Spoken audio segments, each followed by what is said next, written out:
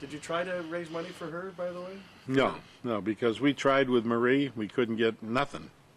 I mean, if I'd have gotten a little bit from different people, but nothing, zero.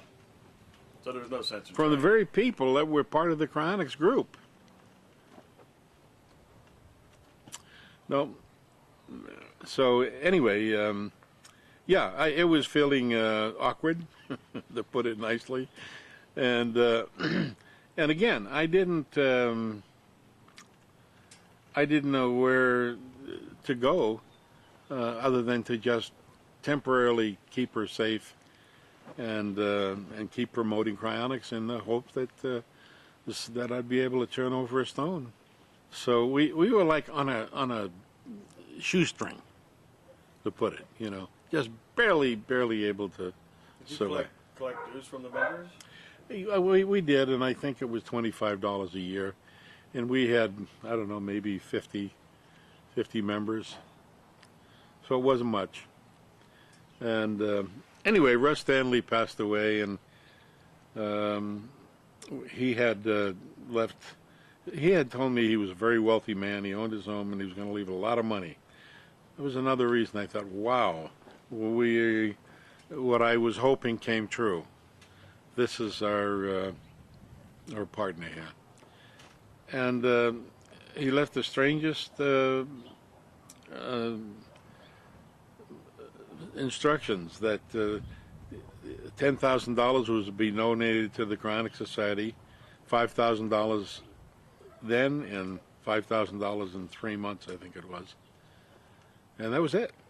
It's a pretty good chunk of money for 1968. Yeah. Well, it was. No, it was, and there was no question about it. We were deeply appreciated, but it wasn't enough to buy him a capsule and to buy a vault to put it in and to maintain his liquid nitrogen forever. It wasn't. Wasn't anywhere near it. But, again, it was enough to let me go a little further. Let me, you know. So with that money, we orchestrated the locating a cemetery that would allow us to carry on these activities on cemetery grounds, so that if we did fail, these people would be on cemetery grounds in a vault and could be interred just like everyone else in the cemetery. Yeah, describe the vault. The vault was about 20 foot by 15 foot, concrete, built like a bomb shelter with steel rebar in between it. So at least now we had a place, a legal place where we could put these people and not be at war with the health department, because they were getting very upset at these bodies being kept at the mortuary indefinitely. That can't be. You've got the vault built, and you saw an opportunity come along. Yes, we got a call from a lady by the name of Marie Bowers, who had her father chronically suspended, placed in a cryo capsule in Arizona, and she had brought the suspension to that point, almost similar to what I was doing. Got her father perfused into a capsule, had the capsule going for a few months, and then ran out of money. And Ed Hope, the manufacturer, wanted that capsule out of his facility. He wasn't in the business of storing capsules. He made them, not stored them. And so she called me and told me that Ed Hope had told her to get that capsule out of there within 30 days, or he would kick it into the fucking street. That was exactly his words to him. And she had called New York. She had called nobody would, the same thing. Nobody would help at all. But you saw opportunity in this, even though she had no money. I did. I went, wow, she's got a capsule and no place to put it, and I've got a vault and I need a capsule. So I talked it over with Marshall and decided that I was going to take a huge gamble. I was going to take that capsule, bring it to the mortuary, and and see if we could fit 1 or 2 or 3. We had 3 people at that time in storage, counting Russ Stanley, temporary dry ice. And I didn't think I could put all 4 of them in. I thought maybe 2 or 3. But whatever I could do, I was going to do.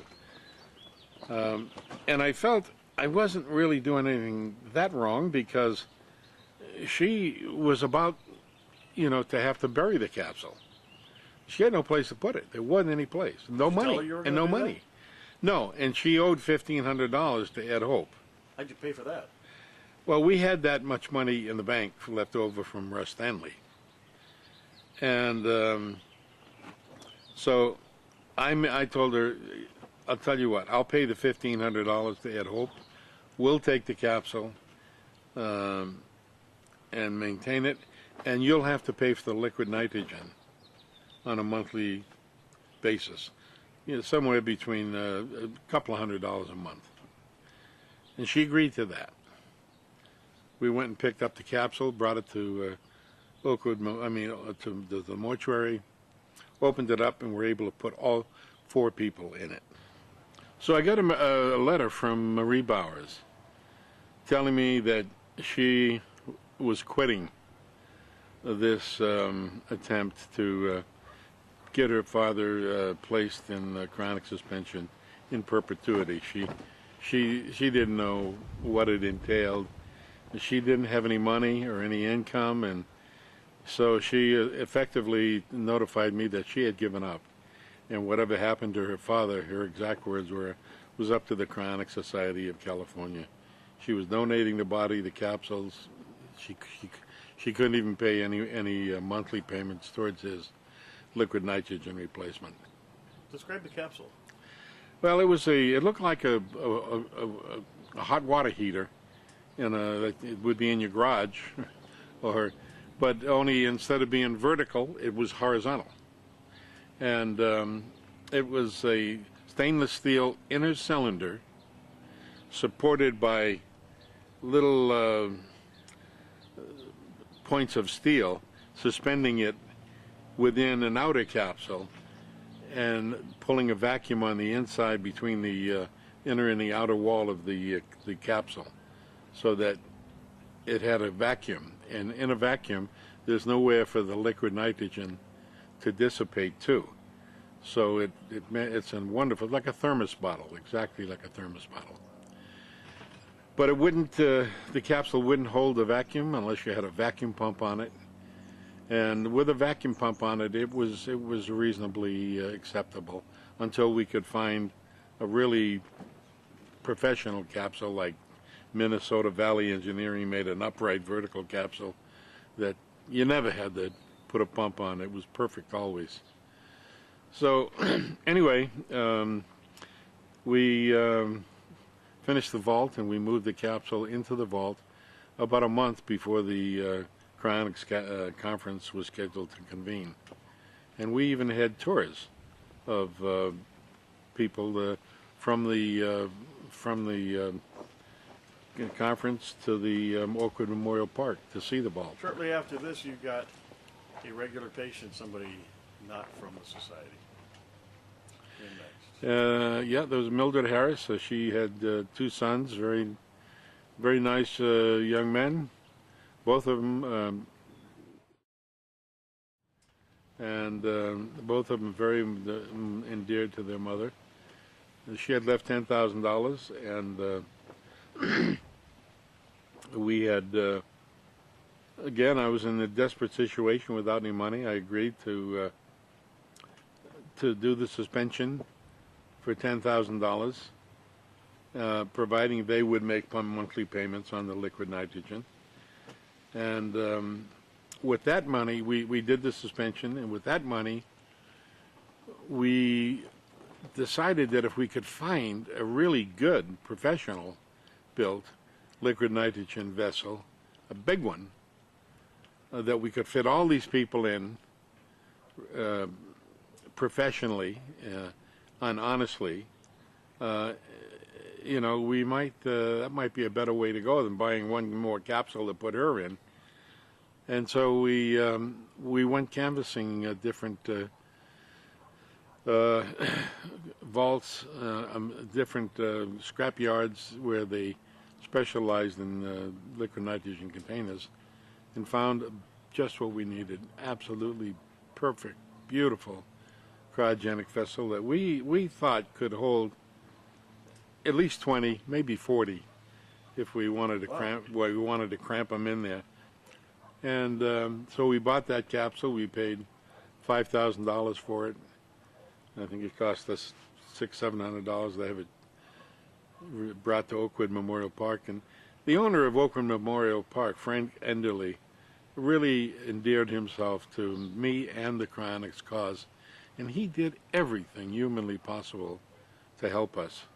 He gave us a location to keep that storage vessel on. He helped us put in electricity to the vault. Did you put the capsule in the vault? No, we never reached that point. Well, that wouldn't have fit in that vault. The capsule was too big. We would have had to bought another, and that's what we were hoping. Well, here's a little more. We got the big capsule now. We're moving towards a solution. If we could have gotten one more suspension, paying suspension, we would have been able to build the vault, put that capsule in it, open up the other capsule, put all the people in it, and we would have been. So now you have 4 patients there. One on temporary storage. Mm-hmm. 4 of them. There's going to be 5 patients. 5, yeah. 4 in the capsule.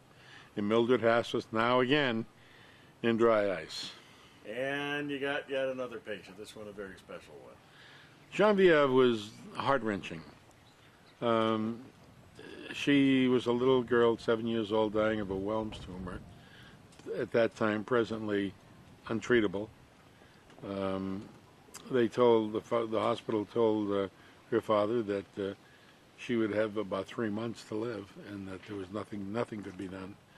And we went there, Caucather and I, to try to see if they would participate in allowing us to do the suspension there, and then thinking that after we did the suspension, we could turn her over to her father, and he would take care of the temporary storage or whatever, because he didn't have any money, again.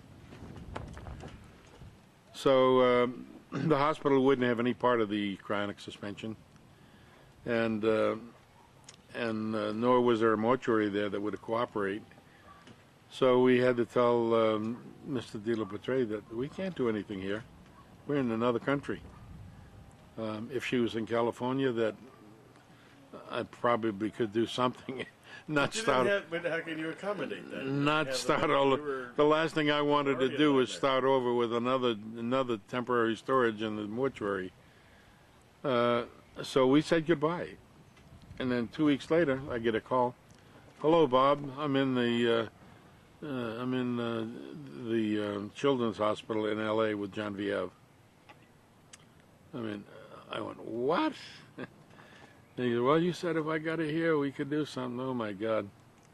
So, anyway, it didn't take me long to fall in love with that little girl, and you look in her eyes, and she knew she was dying, and she was begging to stay alive. She didn't want to die. And I knew it every time I looked at her. And so we wound up taking her to Disneyland, and she had said to her mom, I want to tell Mr. Nelson something. Well, she was in one of the rides, and she said, her mom, she could only speak French, so her mom interpreted. She said, Mr. Nelson, Genevieve wants you to speak French so she can talk to you. And I just put my arms around her. And, Did she know you were going to freeze her? Yes. She didn't think he was the boogeyman. No. Her father told her, and I don't know what words, but he told me that he told her that if she passed away, it would just be for a while,